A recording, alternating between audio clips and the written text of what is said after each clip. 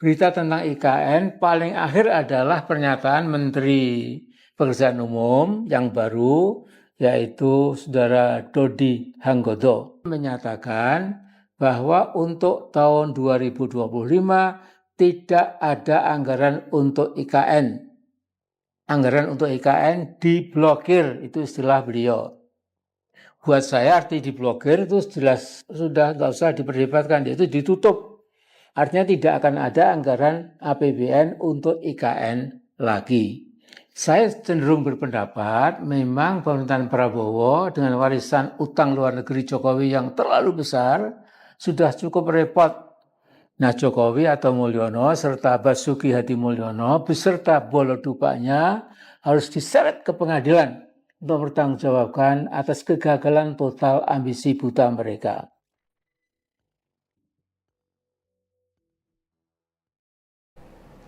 Bismillahirrahmanirrahim. Assalamualaikum warahmatullahi wabarakatuh. Selamat datang di Ermol TV, kebaikan yang terorganisir. Malam ini aku Vira bakal menyajikan berita yang menarik. Kita langsung aja lihat ke beritanya. Jokowi kena karma, olok-olok Hambalang mangkrak, sekarang IKN yang titik-titik. Kira-kira apa? Langsung aja kita langsung baca beritanya. Ini ada berita dari Ermol TV. Jokowi kena karma mengolok-olok SBY. Hambalang. Jadi kita coba baca nih beritanya. Kritik tajam terhadap proyek Ibu Kota Negara Nusantara atau IKN yang digagas oleh Presiden ke-7 RI Joko Widodo alias Jokowi kembali dilontarkan pengamat politik Rocky Gerung. Jokowi dinilai telah kena karmanya sendiri yang sempat mengolok-olok proyek Hambalang yang mangkrak di era Presiden ke-6 Susilo Bambang Yudhoyono. Presiden Jokowi di awal beliau memerintah 10 tahun lalu mendatangi Hambalang hanya untuk meledek SBY. Kata Rocky lewat kanal YouTube Rocky Gerung Official Jumat 7 Februari 2025. Kini situasinya terbalik. Proyek IKN yang diinisiasi dan dibanggakan Jokowi menghadapi tantangan serupa. Jokowi kini seolah mendapatkan karmanya. Dulu Jokowi mengkritik proyek mangkrak dari pemerintahan sebelumnya. Kini proyek andalannya IKN menghadapi penundaan dan pembatalan anggaran. Jadi Bung Rocky menyebutkan juga bahwa Jokowi sedang diolok-olok tuh melalui penangguhan atau pembatalan anggaran.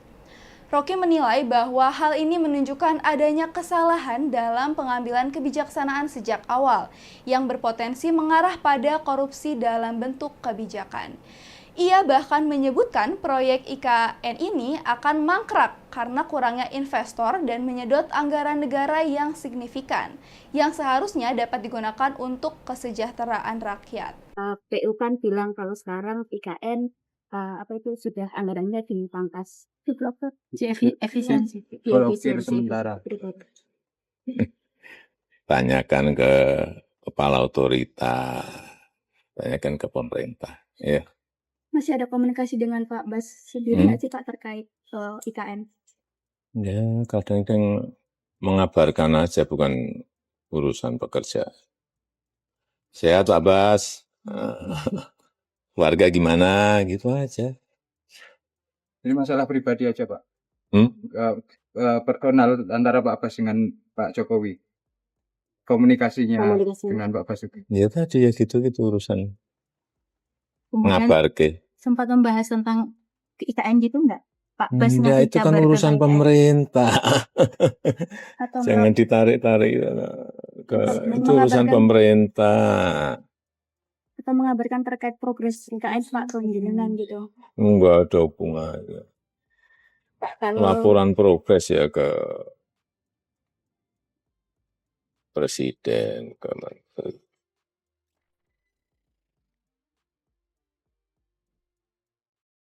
Lalu kita lihat juga nih, ada komentar ya dari Instagram, ini dari @fanisugi. Kalau IKN betulan mangkrak, kembaliin hutannya. Nggak gitu nadanya, sorry. Kalau IKN betulan mangkrak, kembaliin hutannya nggak?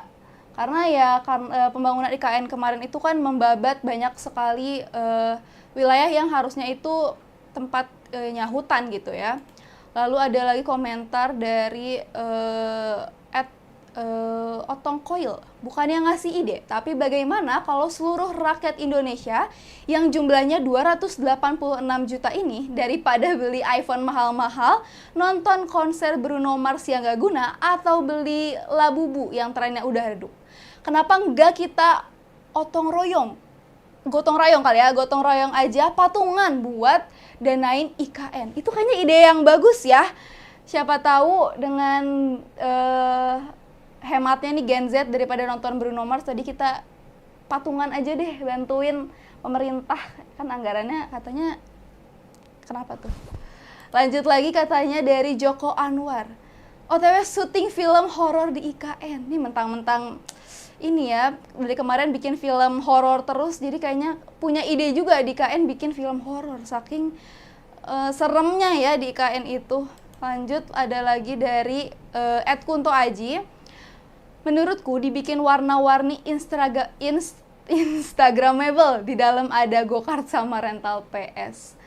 Macem-macem banget ya komentar dari ini seniman-seniman Indonesia. Terus kemarin juga ini ada berita juga sebenarnya dari Ermol TV, anggaran diblokir, Menteri PU pusing ditanya progres IKN. Gitu. Jadi belakangan ini isu tentang pembangunan IKN kembali mencuat gitu ya. Kritikan Rocky Gerung terhadap proyek IKN ini yang digagas oleh Jokowi menimbulkan sejumlah pertanyaan kritis terkait perencanaan, implementasi dan dampak jangka panjang dari proses proyek ambisius ini. Rocky Gerung tidak hanya menyoroti ironi historis di mana Jokowi yang dulu mengkritik proyek mangkrak seperti Hambalang kini menghadapi tantangan serupa dengan IKN, tetapi juga mengangkat isu-isu mendasar tentang kebijakan publik, akuntabilitas, dan prioritas pembangunan nasional. Pertama, kritik Rocky Gerung ini mengenai potensi korupsi dalam kebijakan patut menjadi perhatian yang serius.